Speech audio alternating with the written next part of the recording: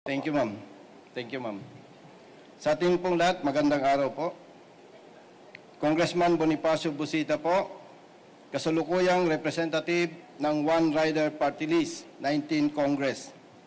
Kasama si Honorable Congressman Attorney Rods Gutierrez.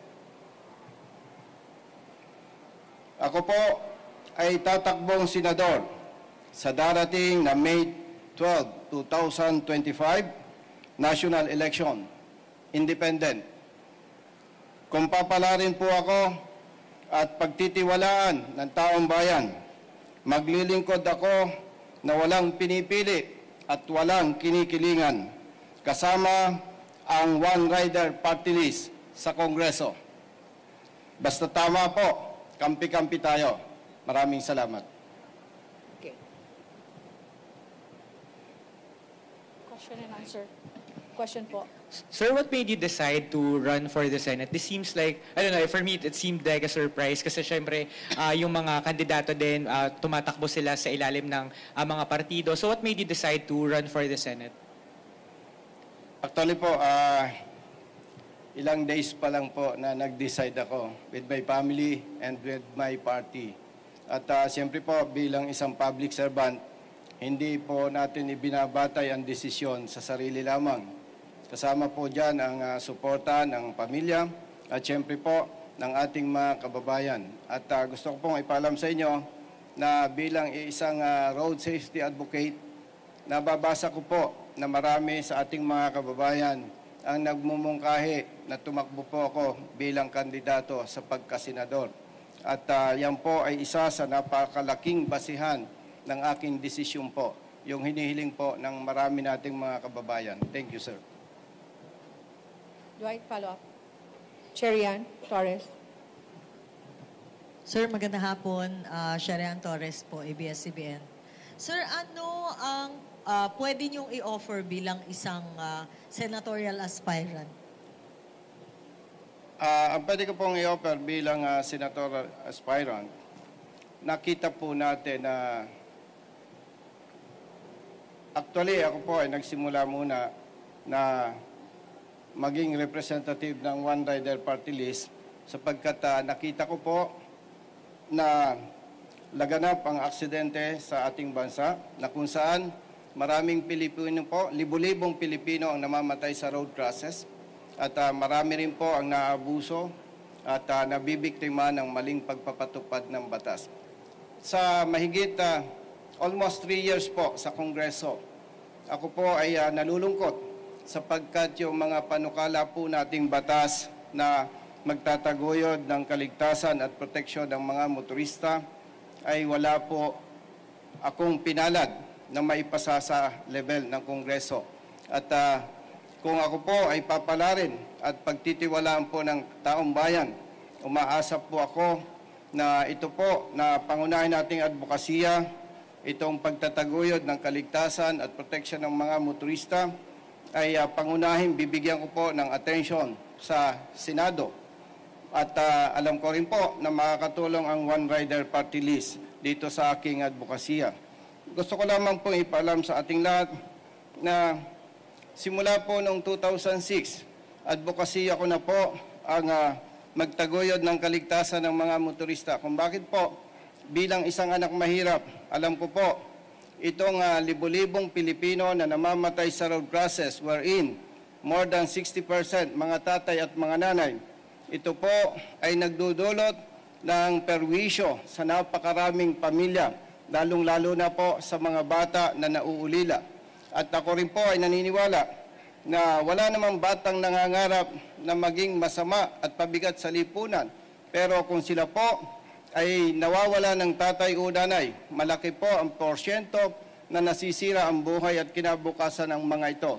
At kung hindi po natin ito pipigilan, tiyak na tiyak po, higit na tataas ang krimen sa ating bansa sa darating na mga panahon. Kung bakit po, higit na tataas ang bilang ng mga bata na nasisira ang buhay at kinabukasan. Kaya nga po, yung kasagutan ko po sa inyong katanungan, pangunahin bibigyan ko po ng attention itong pagsusulong ng batas na magtataguyod ng kaligtasan at protection ng mga kababayan nating mga motorista. Maraming salamat po. Sir, i-follow up ko lang po. Clarify ko rin.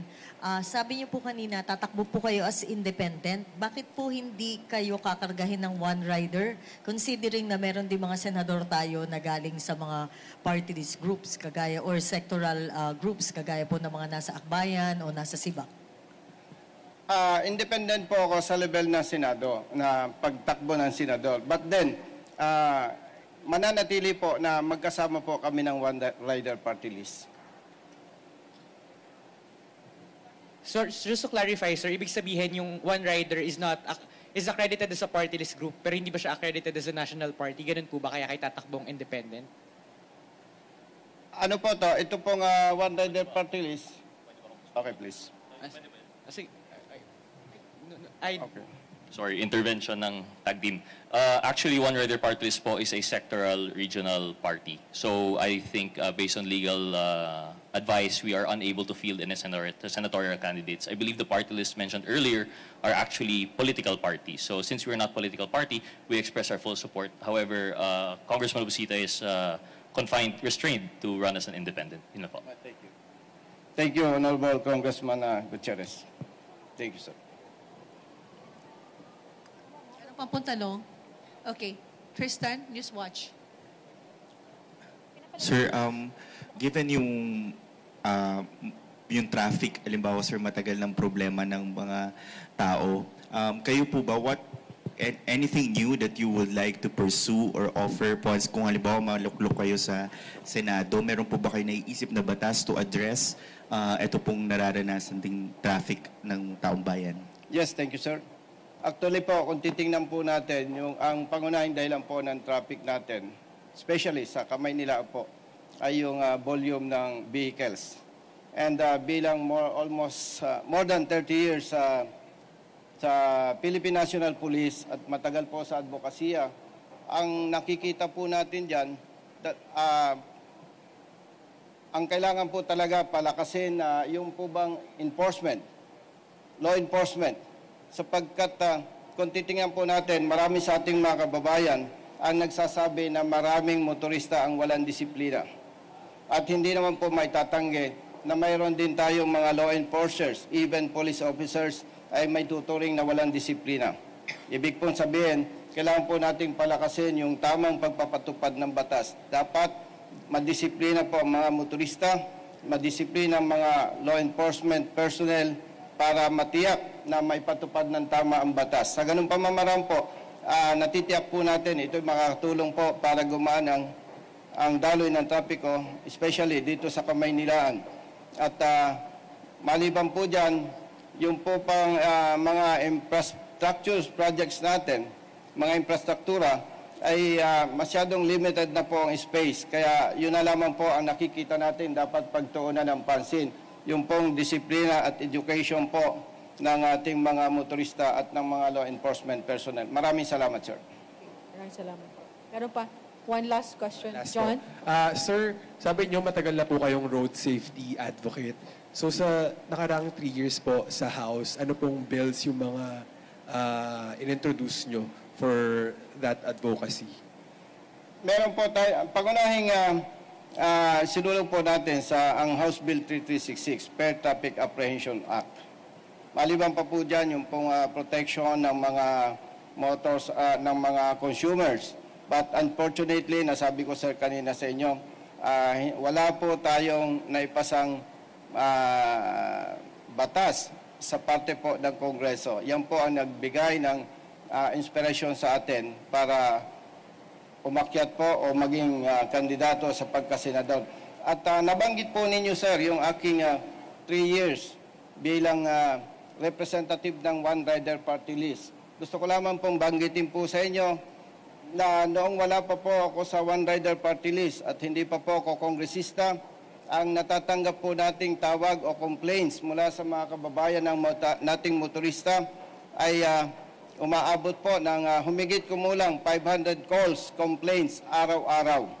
Pero dahil po na kapag ka po may lumalapit sa atin at ating inaaksyonan, ay bumaba po na ngayon ang bilang ng mga nabibiktima ng pang-abuso at maling pagpapatupad ng batas. More or less, 20 na lamang po araw-araw. At maaring magtatanong po sa inyo, ang iba kung bakit po nangyari ito. Kapag ka po mali ang panghuhuli sa motorista, tayo po ay tumutulong sa kanila at sinasampahan po natin ng kaukulang kaso ang nakikita nating nagkamali na pulis o enforcer. Maraming salamat po. Okay, thank you po, sir.